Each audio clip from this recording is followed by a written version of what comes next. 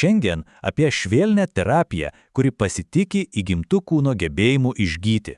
Dauguma gydymo būdų tai lyg kova. Bet ar yra kitas kelias? Čia kūnas netaisomas kaip mašina, čia į jį įsiklausoma kaip į gyvą ekosistemą.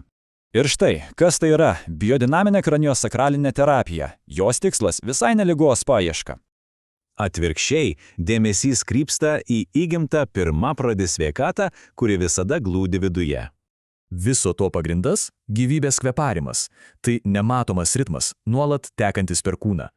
Būtent ši energija kūno skysčiuose sukelia subtilius potvinius, visai kaip vandenyno bangavimas. Po kasdienio streso slypi gilesnis ritmas, ilgasis potvinis, kuriame ir yra sveikatos matrica.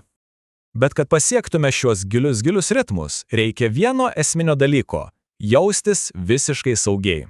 Juk nervų sistema negali sveikaiti, jei jaučia grėsmę. Todėl absoliutus saugumas – taisyklė numeris 1. Prisilietimas čia – lengvas it plunksna. Tai tarsi meditacinis klausimasis, kviečiantis kūną tiesiog paleisti įtampą. Ir toks švelnumas duoda neįtikėtinų rezultatų tiek kūnui, tiek nervų sistemoje.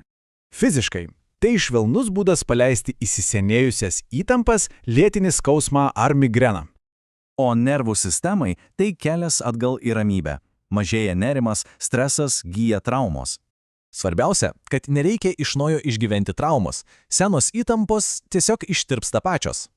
Daugelis jaučia, lyg grįžtų į pačią pradžią, prie savo originalaus sveikatos kodo. Ši būsena vadinama dinamina ramybė.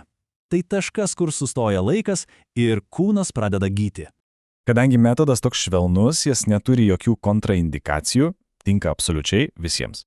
Galima sakyti, tai kvietimas kūnui tiesiog prisiminti, ką reiškia būti sveikam ir ramiam. O kas nutiktų, jei nustotume kovoti ir tiesiog leistume kūnui pačiam save išgydyti?